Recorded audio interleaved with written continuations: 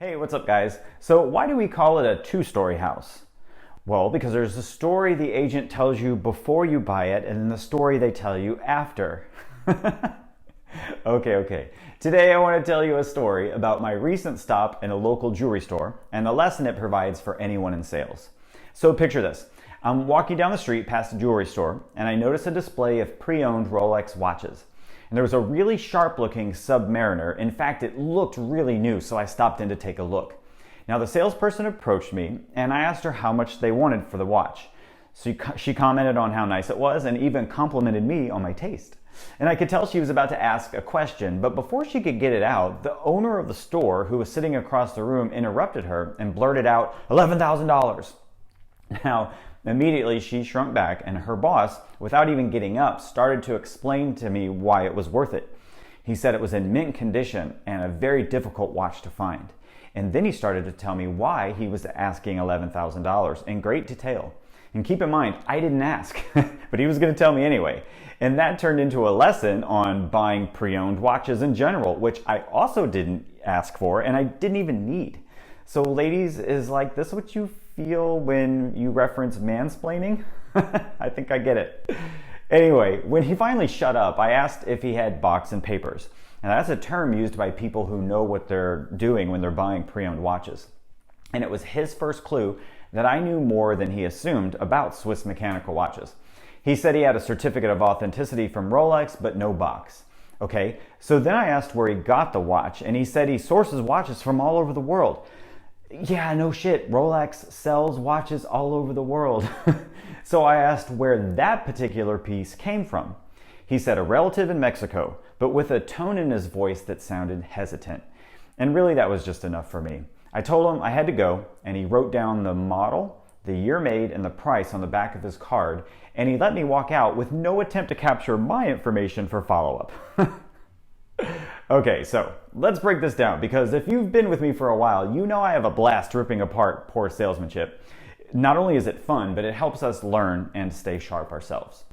So first, I think we all know that he should have never interrupted his employee. That's just rude, and it makes the experience awkward from the start. Now, it's possible he didn't agree with how she was working with me, but when you have people on your team, the most effective way to help them improve is to coach after the consumer or the client has left. That way you can provide meaningful help for the person who is supposed to be helping grow your business. Now, second, regardless of who's working with a customer or the lead, which is effectively what I was standing there, a lead, the primary objective for a salesperson is to ask questions to qualify that person. So after he answered my question about the price and told me what he wanted for the watch, he had earned the right to ask me a question in return. Now, more than even one, if he'd done it in a conversational tone and maybe expressed genuine interest in why I was inquiring about that particular watch. He could have asked if it was for me or a gift, or if I was looking for that specific model or just the brand in general. He could have asked if I owned other mechanical watches. Was I a collector? What do I already know about pre-owned watches? There's so much about me that he never even bothered to learn, including the fact that I already knew everything he told me about buying pre-owned watches in his lesson. So seriously, you guys, asking questions is the most important part of sales. And it's also the most fascinating, especially if you can say that you have a genuine interest in people. The best salespeople I've ever met have a natural curiosity about the people they meet, and that makes asking questions easier. And it also opens up space for the prospect to get comfortable with and build trust with the salesperson. So instead of making me feel like he was interested in helping me and giving me a chance to feel heard, the education/sales job he was giving me was essentially worthless. I mean, he might as well have been talking to a brick wall. And this is important, you guys, because so many people fear sounding like a salesperson and resist practicing salesmanship skills like an art form. And that resistance causes them to sound like the very thing that they're trying to avoid. So when asking good questions becomes a part of your process, then you learn people will accept being sold to, if for no other reason than they feel like they've been heard and that their needs are understood. So next, let's deal with his lack of transparency. I mean, he probably had a mint condition, absolutely authentic Rolex Submariner on his hands, But when I began asking good questions myself, he hesitated and became guarded with the details. And that's never acceptable in sales, you guys. Consumers will get all the details one way or another, and so the best thing that you can do is just be aggressively transparent. Now, obviously, when you're representing others as their agent, you have to protect their interests. But details about the product should be easy to get and clearly described. This is especially true the higher ticket the item, like an $11,000 watch or a $12,000 per year coaching program, or I don't know, $1 million house. See, if he didn't have box and papers for this particular piece, it's not a bad thing, but it does affect the value. And when his responses became cagey, combined with the fact that he made no attempt to get to know me, I was left feeling like I couldn't trust him. So even if he had asked for my information to follow up, I wouldn't have responded.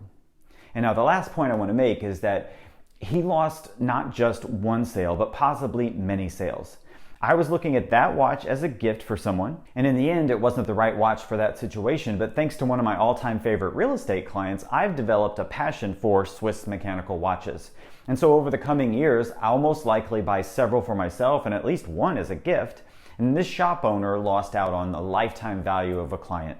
And I can only hope that the salesperson finds a good mentor someday, because she's looking at a dead end in that establishment. So good questions, a genuine interest in people, being transparent, thinking about the lifetime value of a client, for God's sake, and getting permission to follow up. These are all important lessons. Did you learn anything else in that story? What were your takeaways from it? Let me know in the comments, and because no doubt you're going to be surrounded by salespeople this weekend and probably for the next few weeks. So keep your eyes and ears open, okay? There are case studies all around you to study good and salesmanship practices, and you can always be learning. Now, we're going to cover these topics extensively in my upcoming book, The Top Producer Life. And on Thanksgiving weekend, I'm grateful for your patience as I get the final details handled for its release just after the new year. Because my number one goal in 2021 is to help you manifest your unique version of a top producer life. But you guys, happy holidays. Thanks for watching. My name is Jason Edwards, and let's go think bigger this week.